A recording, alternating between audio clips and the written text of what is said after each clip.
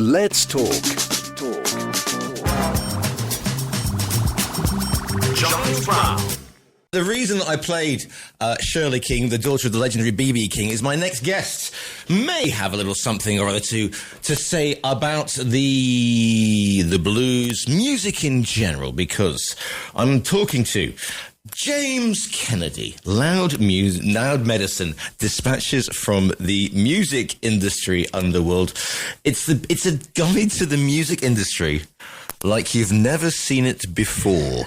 There, I'm getting him out of his trailer. He's got the white kittens. He's got the green M&Ms taken out of his rider. Ladies and gentlemen, boys and girls, whatever that is identifying on the corner on Monday morning, it is James Kennedy. James, good morning to you, sir.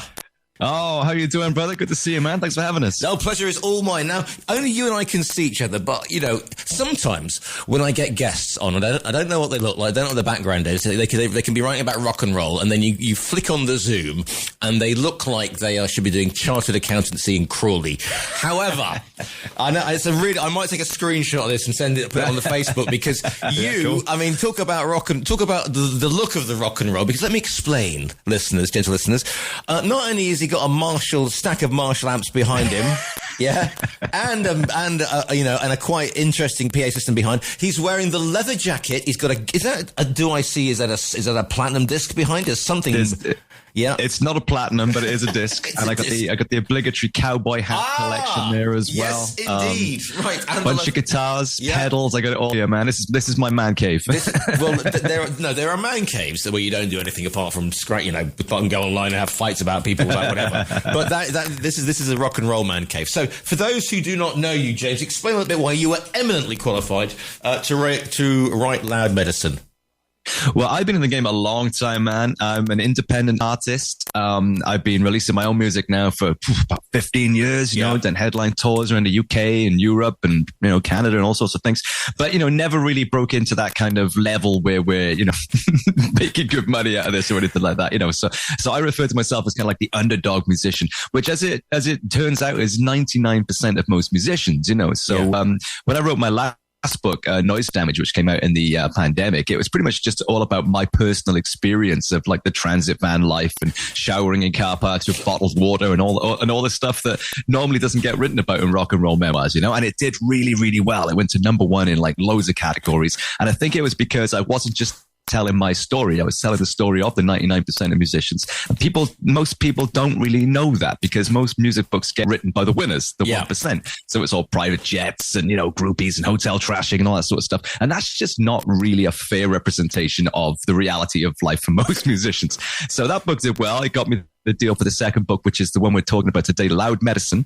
And in this one, it's not so much about me, but it's more an exploration of all the different elements of that world and that life for people who are either in the game, music makers or music lovers, you know, people who want to support their favorite bands and don't really realize that, you know, your favorite band could be playing a sold-out theater and look like they're living the dream, but then they're actually sleeping in a car park around the corner, you know, and living on pot noodles. So it's kind of like trying to tell that story in a way that's celebratory of the life, because it is a great life, but also, you know, is not glamorizing the stuff behind the scenes that I think more people need to know about. Here's the thing. All right, because we're talking about, you know, and everybody's been in a band. I mean, I've been in a band.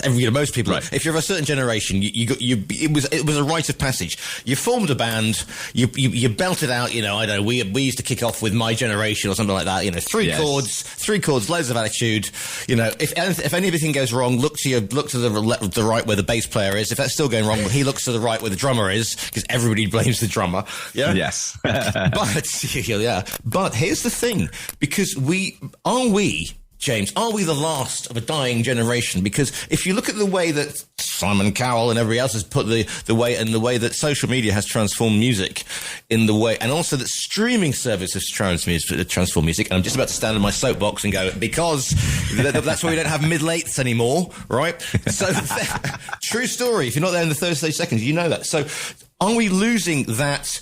Get in the back of the van and play some music when people go, yeah, but I can be an influencer, and I've taken this song and I'm rewriting this ancient song from like I've discovered, which then turns out to be something from like 87 or something like that. So you know, Dua Lipa stand up and admit to nicking in excess. at the end of that rant, do you see where I'm coming from with this, James?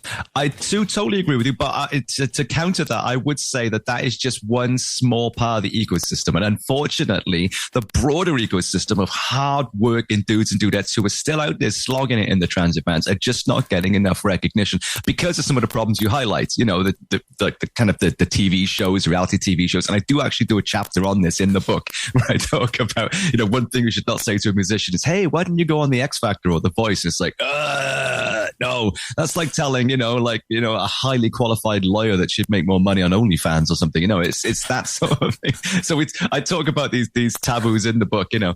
I mean, I would say that there's still a massive community out there of real hardworking musicians who are doing the thing, that they're waving the flag, they're keeping the flame going. And there's a great community of people that support them. But, you know, we're very much, like an invisible majority. It's crazy. It's the underground. Because put it this way, right? All those people who go, and they've always got a backstory, you know, they've always come from this, that, and the other, and they've got I don't know, one-legged something or other, and their mother was eaten by a stick insect in Africa, or something like that. You know, and there's always a sub story, you know, and then they always win, and it's all great, and they get a record deal from somebody. Then because they haven't done the hard yards, which anybody who's fallen out the back of a van, you know, near Rill at some ridiculous time in the morning. If you know Rill, you know what I'm talking about. But so haven't done the hard yards. So therefore, they get a hit single, and then you never hear from them again unless they're doing panto, because they're not used to playing 100%. Bigger. There you go. Yes. You're bang on the money, mate. I got to agree with you. Yes. I mean, that's exactly what happens. That's why they're massive. They win the competition. They go straight to number one, and you never hear from them again. It's because they haven't done the apprenticeship. You know, they haven't broken down on the M4, you know, or just outside Rill at 3 a.m, you know, and like eating, you know, pot noodles or whatever. But yeah, I mean, I do think that is like a separate island, really. Like we see that as a separate island that has no resemblance really to what the rest of us are out there doing, you know, on the small stages. And do you also think that people are saying, oh, it's all YouTube and people are making music in their business, in their bedroom, it's not the same? But I mean, music is a necessary. I mean, Kurt Vonnegut said that music was the existence of proof of the existence of God, because it was so full of magic, right? And you know, I'm a rock guy, as you can probably tell. But I grew up during, you know, the second summer of love. So therefore it was all acid house and, you know, rare groove and the whole thing like that. And then electric money. So I can like everything from Bronski beats through to Slayer, because it's a broad church. Love it. And, love it. Yeah, man. But if you're making music in your bedroom electronically, that's valid. It's not saying, oh, it's awful, because a lot of kids don't have the opportunity because of their circumstances to meet with other kids. You know, I mean, that's why that's why Bronski Beat was such a bloody hit, because they were three guys who had the same sort of social grouping, shall we say? Yes, I agree with you. Yeah. Yeah, I think we should say back in the good old days, you know, when there was a record industry, I mean, things weren't too great then either. I mean, if you couldn't get a record deal, you know, for whatever reason, I mean, most bands didn't. Again, it was a lottery ticket, you know, I mean, if you couldn't get a record deal, that was it, game over. You couldn't put a record out, you know? So, I mean, I've released 8 albums now, and all of which have been done without a record company. And I couldn't have done that in the 80s or the 90s because, you know, the internet and technology didn't exist. So it's very empowering for the 99% of artists who don't win that lucky lottery ticket of getting a big deal, that we can still make our own records at home, put them out, and keep moving with or without the industry. So that is a wonderful and empowering thing. But it has kind of gone the other way now, and all of the things you're describing are very much a reality. So yeah, I mean, it's a double-edged sword, and it's social media and the internet. I mean, it can be a force for good, but I think it's swinging too far the other way now. And what about the actual thing? Because here we go. You've eight albums, of stuff that you've written, i.e. So I'm going to say, now brace yourself, James, grab something hard, because I'm going to say that famous cover bands, you know, tribute bands. Yes. Where do you stand on that, James? I mean, what is, you know, for those out there in the trenches, and you're trying to get your own songs out there, and somebody goes, yes, but I could book you guys, but I've got an Ed Sheeran impersonator. Yes. Etc. You know, which you know. That's real. It's real, man. It's real. But, most bands, and this is another thing that people don't realize, most bands, even bands you may have heard of, behind the scenes are playing in covers bands because it's the covers bands that are paying their bills whilst, the other thing that they do, their own music, is feeding the soul. That's the long-term career trajectory. But along the way, you've got to pay your rent somehow. So many of those guys are playing in covers bands.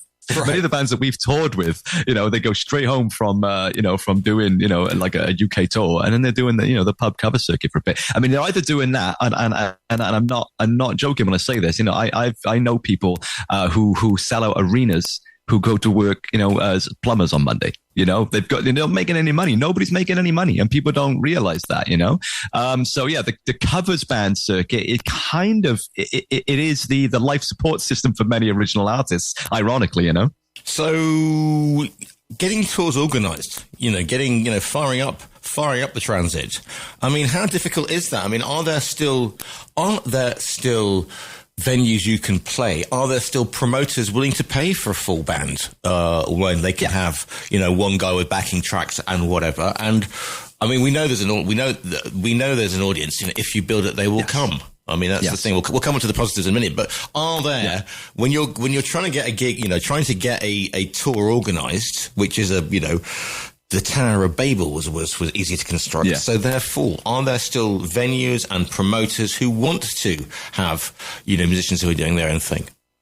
Well, that's a two-sided question. Yeah, you've alluded to two separate subjects there, both of which I do cover in the book. But to answer the first question, yes, definitely. There really are a great community of promoters out there who I do a whole chapter on. It's called Hidden Heroes. The people behind the scenes that really are, at the front lines of this. Like you mentioned, the trenches. So that's where those guys are. The promoters, for definite, because someone's got to put the money down to hire the venue, hire the staff, hire the sound tech, hire security before a ticket's been sold. And the promoter is the person that does that. And yes, there are a thriving community of old school and new school promoters who are keeping the flame alive to make sure that the gigs still go ahead. And yeah, we've had no problem in my band getting shows. So yeah, I mean, shout out to those guys because they take the huge financial risk and they're doing it on the daily. The point about the venues is actually no, like too many venues are closing down. This is a serious problem, and I do talk about that in a separate chapter in the book as well called Save Our Venues, which is a tribute to the grassroots venues where you can see, the stars of next year, a few inches away from your face, in a hot, sweaty dungeon. That's where the magic is. That's where it happens. It doesn't happen staring at what you think might be the singer on a screen 10 miles away. You know what I mean? For like £100 a ticket and a 5-hour congestion time in the car on the way trying to get home afterwards, but too many venues are unfortunately closing down for various reasons. Gentrification being one, the rising costs of rents in the inner cities, and the fact that, despite what I just said about promoters, putting the money down to rent these places, for a gig, not enough people are turning up. For some of the reasons that you've alluded to, why bother going out to a concert when you can just stay home and watch Metallica on YouTube, Because James, I put it to you, Mr. Kennedy, that the following, during that thing that we do not speak of now, otherwise known as that their pandemic, I was lucky because for the first time in my life I was designated an essential worker, which is an oxymoron. And so I interviewed an awful lot of musicians all over the world who were stuck at home. And if you're a musician, that was great because studios, etc.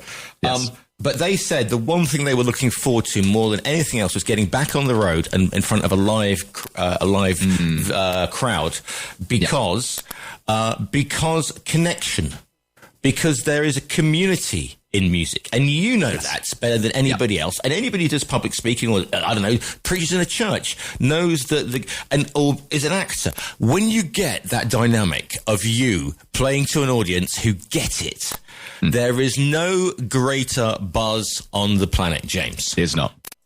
No, I completely agree with you. It's magic. It's a communion. It's transcendental. It's the best. It's the best buzz in the world. There's nothing like it. It's so hard to put it into words. I've tried in my writing, but yeah, it's an essential life force that we need, especially as artists and music lovers. Like going out to a live show, the exchange of energy, that catharsis, like it really is a sacred thing that needs to be protected. And there are a lot of things that put it under threat, unfortunately. So why do you do it, James? I mean, you could be there with your OnlyFans. You know, you could be there, as you alluded to earlier on.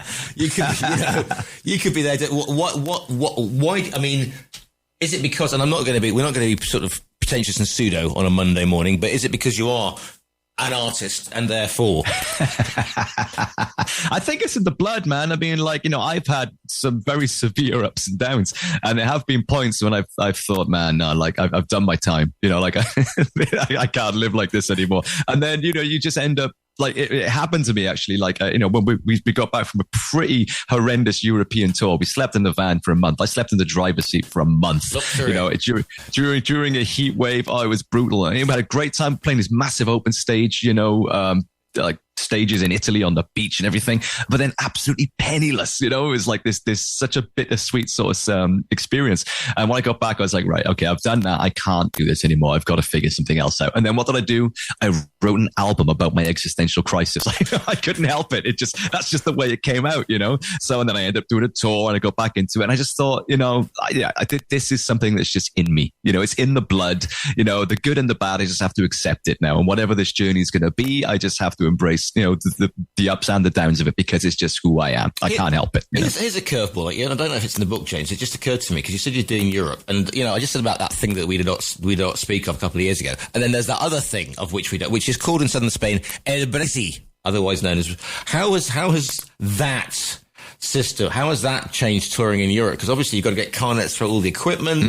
It's made the industry an awful lot more difficult than it used to be. Yes. 100%. Thank you for raising that. I actually did a talk in the House of Lords on this very issue a few years back, and nothing has changed since then. Hang on, just dial that back. So, ladies and gentlemen, live, my lords, ladies and gentlemen, live on stage, James Kennedy. That must have been a trip. Yeah, and it was so funny because there was a bunch of us. There was Perry, the guitar player from the band Pendulum. I don't know if you know those guys. They're huge. There was a bunch of us that went in as part of the Carry On touring campaign to sort of share different perspectives on, you know, how this is affecting, you know, large and small musicians or whatever.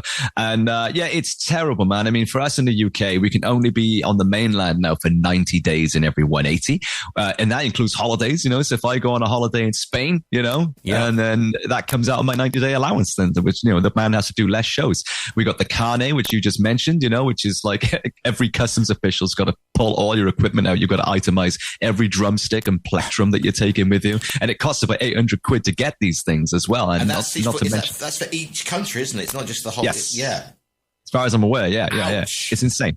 Yeah, it's insane. It's insane. And it can take hours if you've got to try and find the customs guy in France, you know, and if they're being particularly thorough and you've got a festival to get to in a few hours. It's just completely pointless and unnecessary headache for artists who, as we've already covered, are probably not going to come back with any money in their pocket for doing this anyway. They're just making something which is already a labor of love and is already unnecessarily hard, even harder, for the sake of what are we gaining from it? Who knows? I don't know.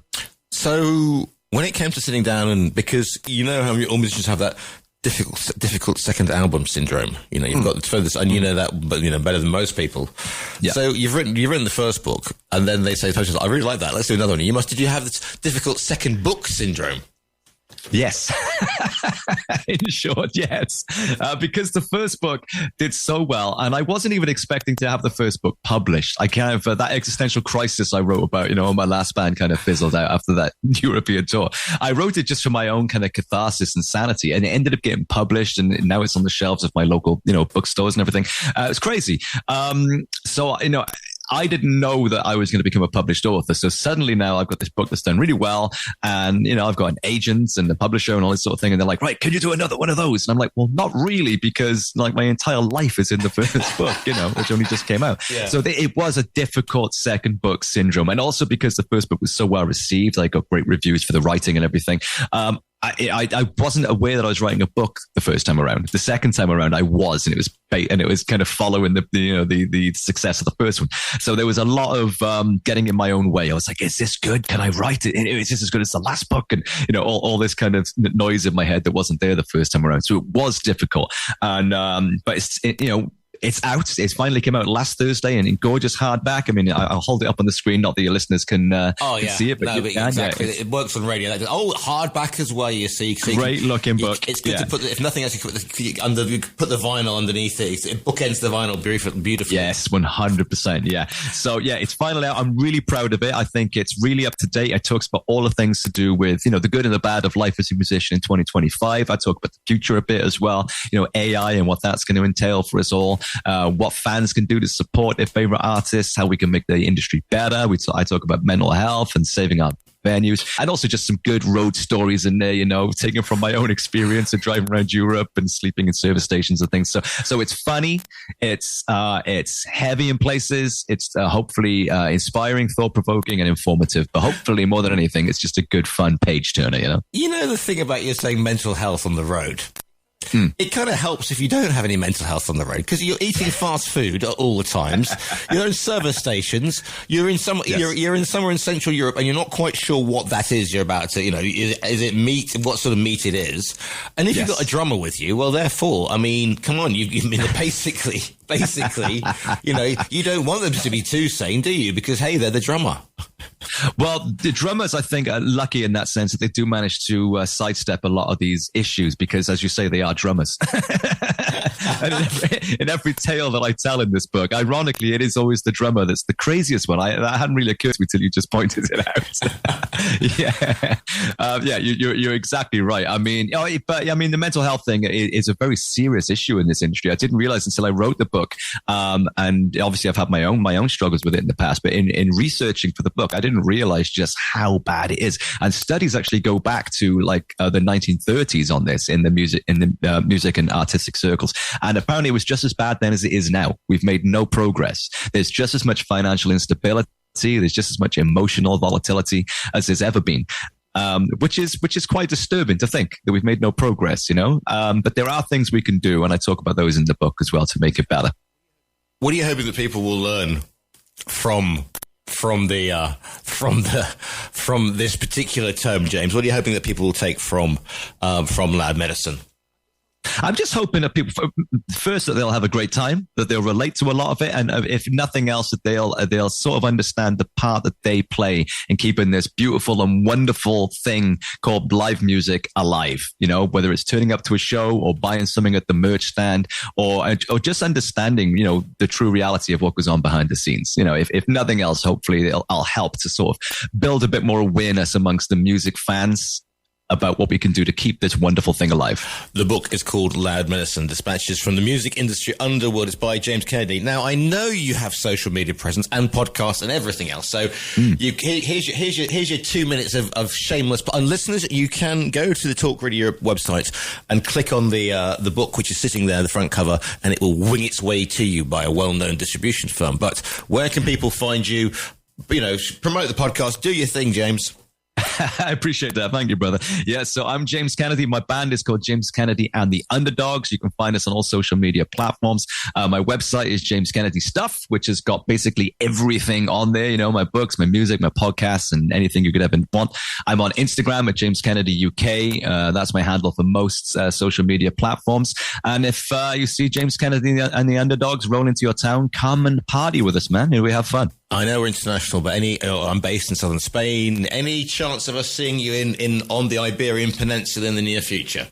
100%. We would love that. If anybody's listening that can sort that out for us, get in touch. We'll be there. The book is called Loud Medicine. It's by James Kennedy. James, it's been an absolute pleasure to speak to you this morning. Thank you so much for having us, man. It's been great to see you. I appreciate it.